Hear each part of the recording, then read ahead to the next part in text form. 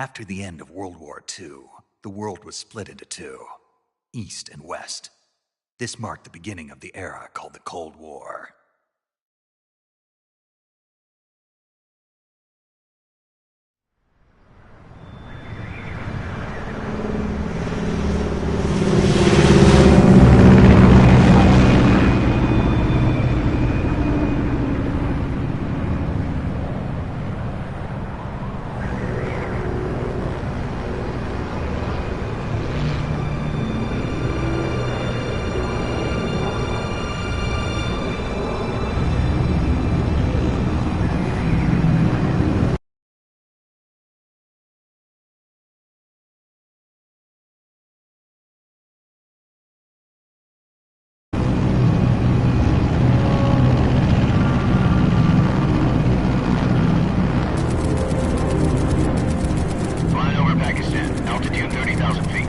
Approaching Soviet airspace. 20 minutes to drop off. Commencing internal depressurization. Equipment check. Arm main parachute. All right. You ready to go? Drop zone still showing a high pressure mass. Cav okay. Good. We've got high visibility.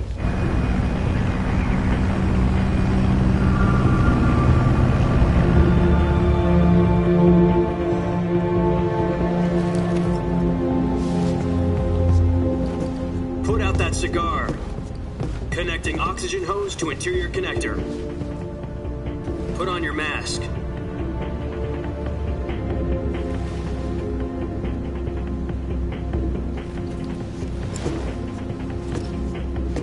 Does this panty waste know what he's doing? Approaching release point. 10 minutes to drop off. Hey, are you deaf? He said put out the cigar and put on your mask.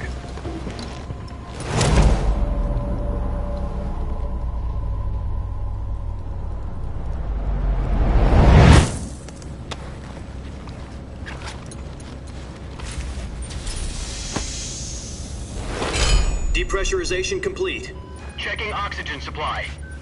6 minutes to drop off. Opening rear hatch.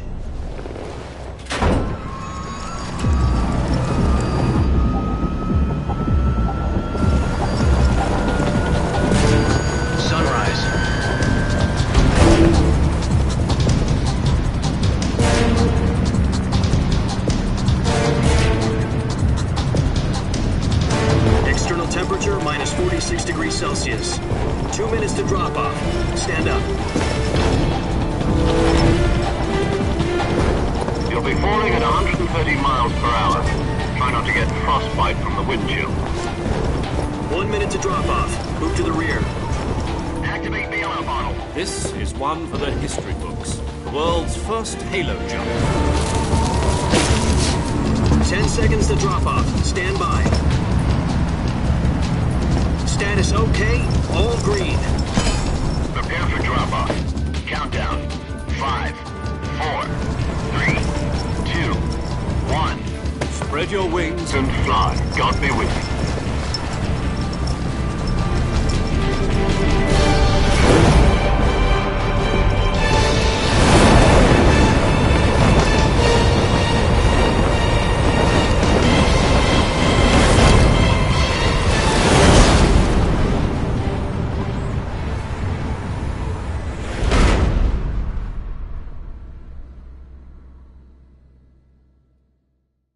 Jack, I've got some important news.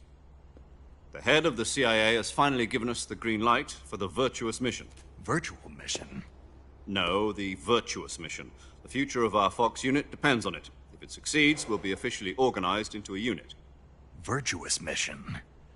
Sounds like some kind of initiation ritual. You know, don't get cocky. This isn't a training op. Right. So what exactly is this wonderful mission? Well, about 2 years ago, a certain Soviet scientist requested asylum in the West through one of our moles.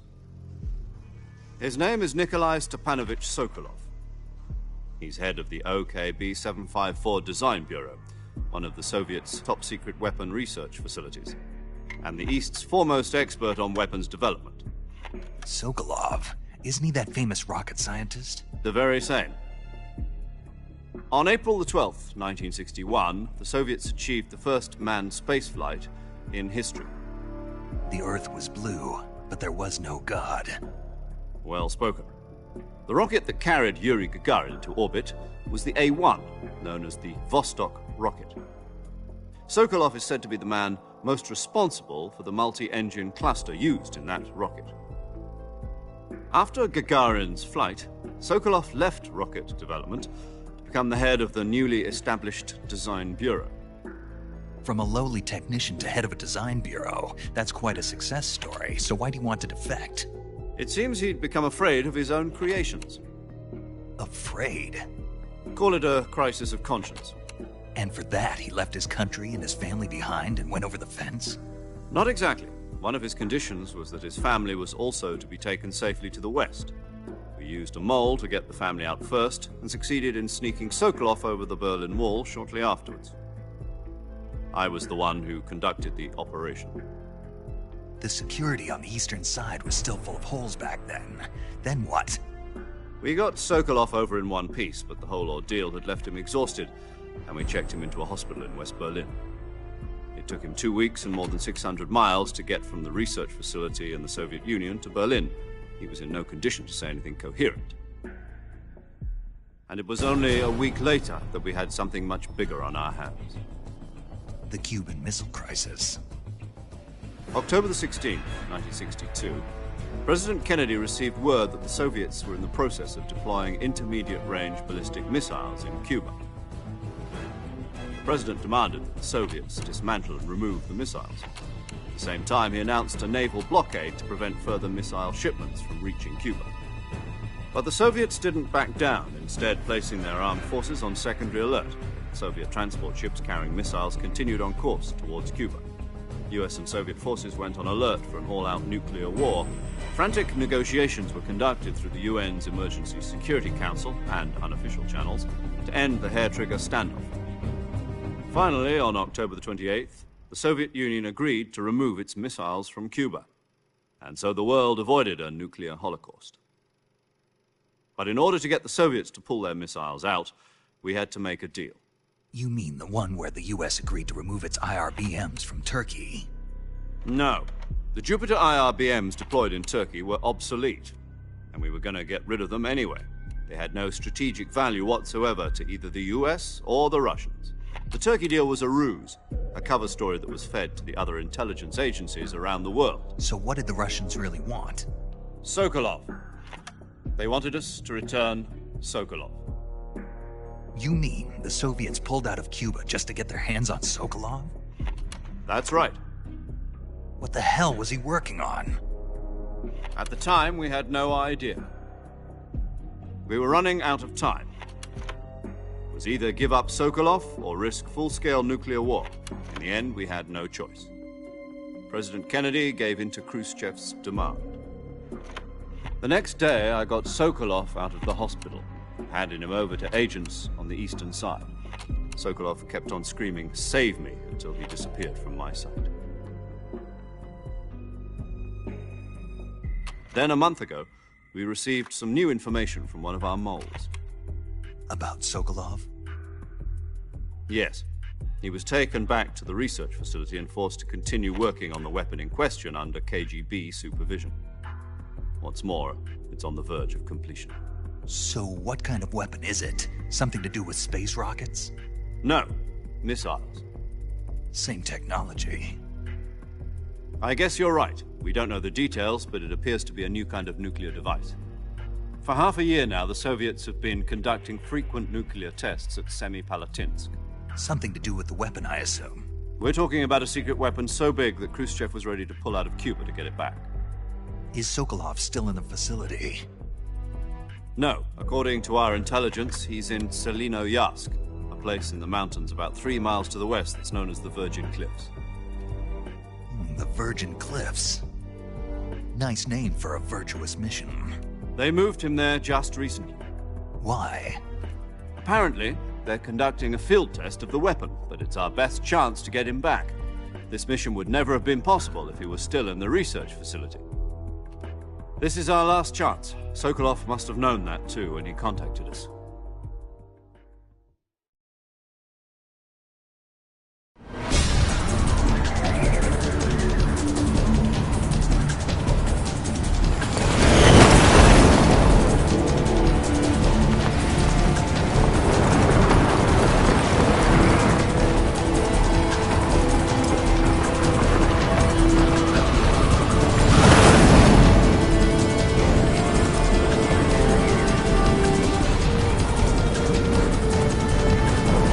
Listen up, Jack. Your mission is to infiltrate Selino-Yarsk in the Soviet mountains, ensure the safety of Sokolov, and bring him back to the West.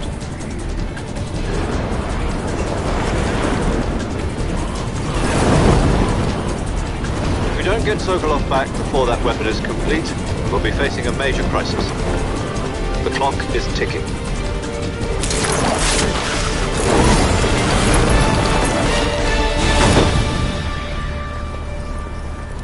Once we've confirmed the rescue of Sokolov, stand by at the recovery point. A recovery balloon will be dropped at that point. Helium will be pumped into the balloon to inflate it. The process takes about 20 minutes. Once it's complete, the gunship's arm will latch onto the balloon and pull it up. The Fulton surface-to-air recovery system.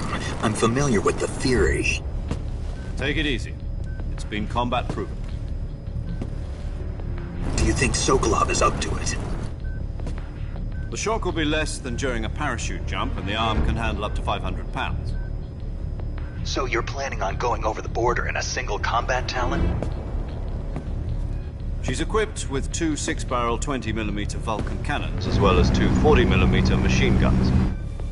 Sounds like she could hold her own against a battalion of tanks.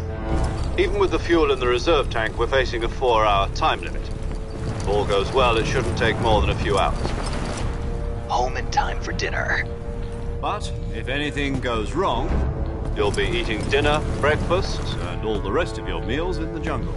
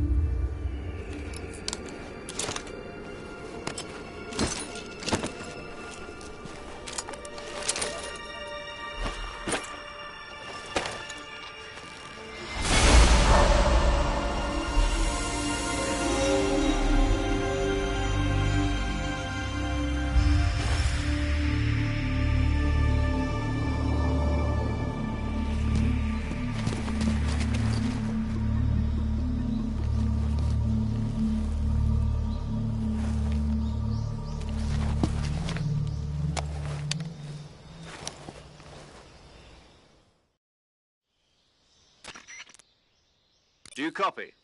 You're already in enemy territory, and somebody might be listening in. From here on out, we'll be using code names to refer to each other. Your code name for this mission will be Naked Snake. I'll be referring to you as Snake from now on. You're not to mention your real name. Snake? What, you don't like snakes? What do you mean? Well, you've eaten one before, haven't you? In survival training. I'm glad to hear that. I don't know if I'd ever order one in a restaurant, but... Be careful, you might not have a choice. What about you, Major? What should I call you? Let's see. I'll be Tom. Call me Major Tom. This will be a sneaking mission. You must not be seen by the enemy. You must leave no trace of your presence. Is that clear?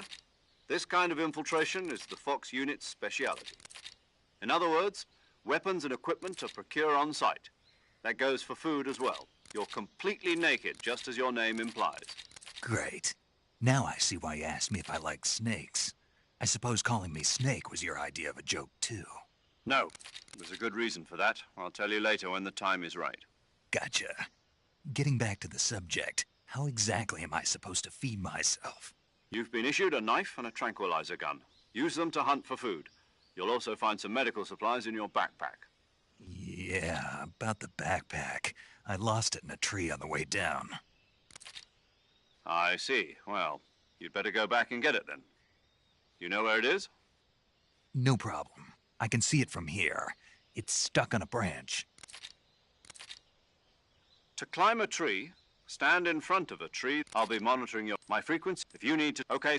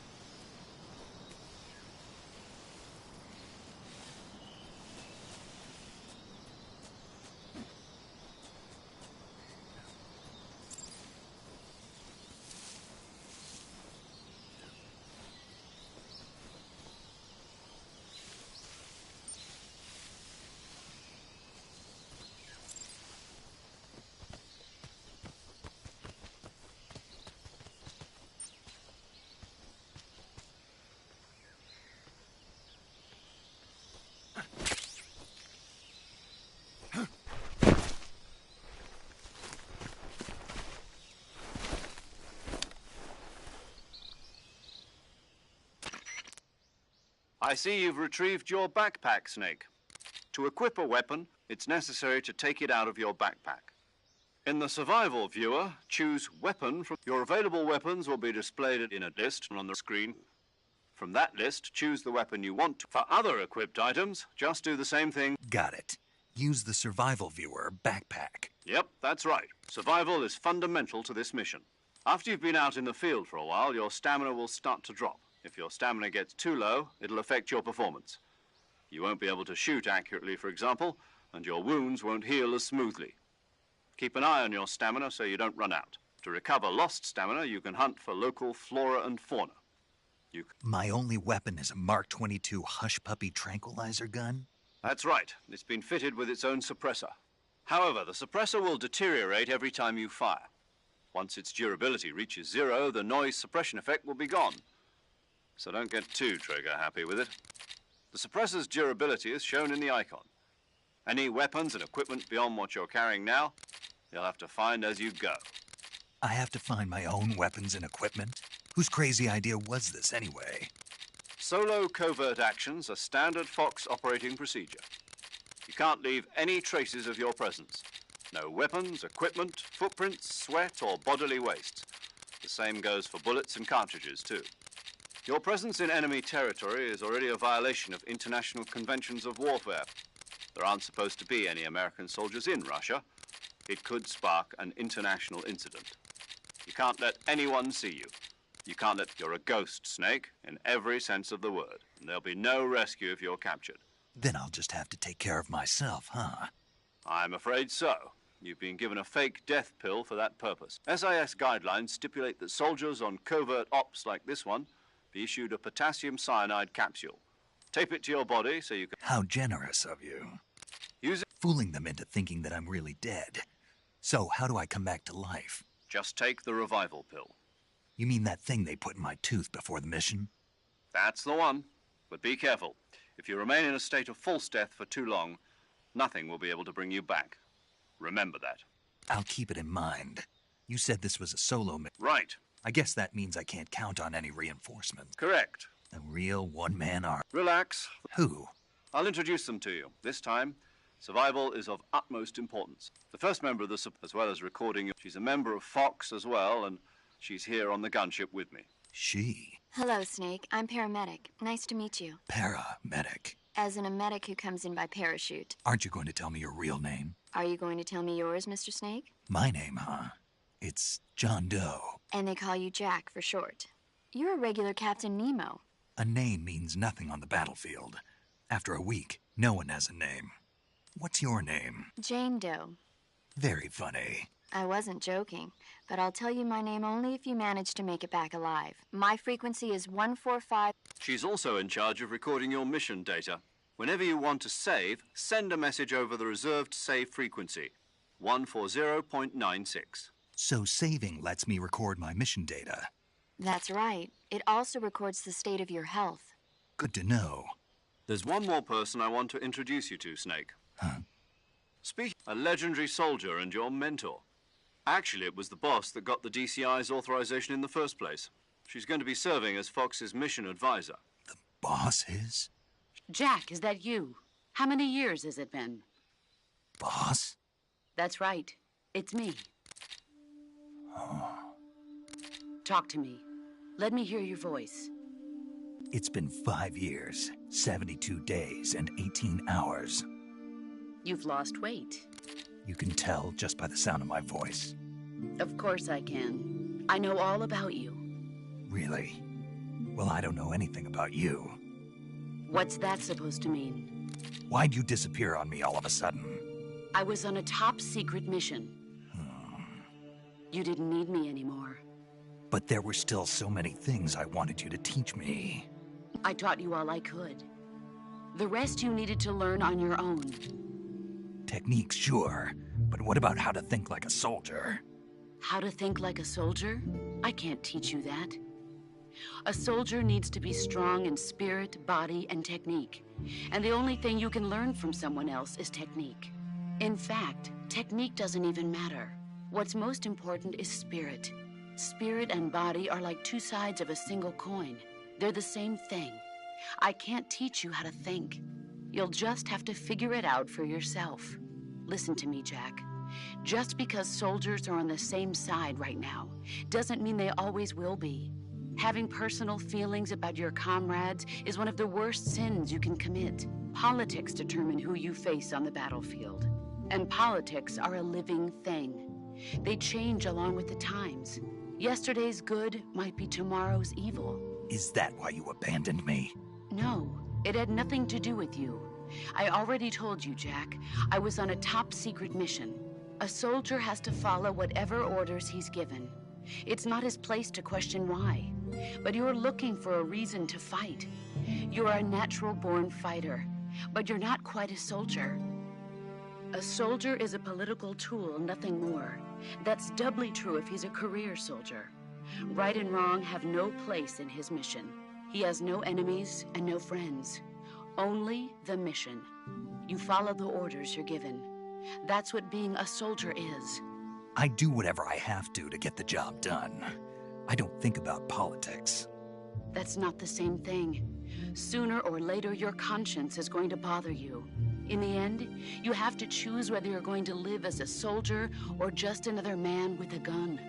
There's a saying in the Orient, loyalty to the end. Do you know what it means? Being patriotic. It means devoting yourself to your country. I follow the president and the top brass. I'm ready to die for them if necessary. The president and the top brass won't be there forever. Once their terms are up, others will take their place. I follow the will of the leader, no matter who's in charge. People aren't the ones who dictate the missions. Then who does? The times. People's values change over time, and so do the leaders of a country. So there's no such thing as an enemy in absolute terms. The enemies we fight are only enemies in relative terms, constantly changing with the times. As long as we have loyalty to the end, there's no point in believing in anything, even in those we love. And that's the way a soldier's supposed to think? The only thing we can believe in with absolute certainty is the mission, Jack. All right, but do me a favor. What is it? Call me Snake. Snake. Oh, right. Your codename is Snake. It suits you well. That's right. The legendary unit that the boss put together during World War II was a snake. The Cobra unit, a group of heroes that brought the war to an end and saved the world. As long as you've got a legendary hero backing you up, you'll be fine. Isn't that right, Snake? Yeah. I can't think of anyone else I'd rather have with me. Oh, and one more thing, boss. Yes? It's good to hear your voice again. Same here. After all, who knows if either of us will make it out alive? Snake, you are always best at urban warfare and infiltrating buildings. But this is the jungle. Survival is going to be key. Those CQC techniques I taught you are sure to come in handy. CQC? Close quarters combat, huh? I've been in the Green Berets for the past few years. I'm probably pretty rusty. Not to worry. I'll be here to help you remember. After all, this is your first actual survival mission. I'll be supporting you over the radio. Where are you, boss? Next to the Major? The boss is communicating with us by radio from aboard a Permit-class submarine in the Arctic Ocean. My frequency is 141.80. Call me if you need my advice on battle techniques. Gotcha. Your mission is to retrieve Dr. Sokolov. Dr. Sokolov is being held in an abandoned factory located to the north of your current position. Avoid heavy combat and don't let anyone see you. Don't forget that this is a stealth mission. Snake, try to remember some of the basics of CQC.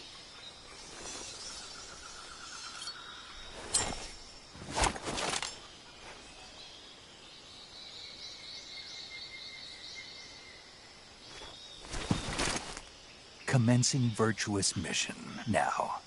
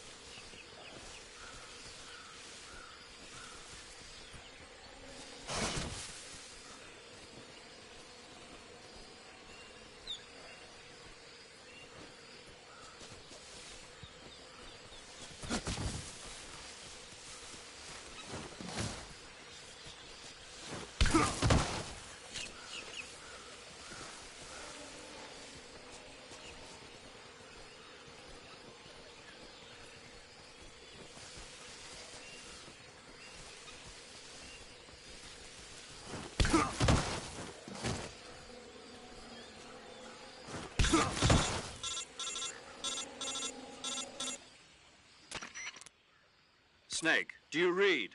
Snake! Major. Snake, are you all right? Yeah, I'm okay. You're far from okay. Look at your life gauge. You're on your last leg.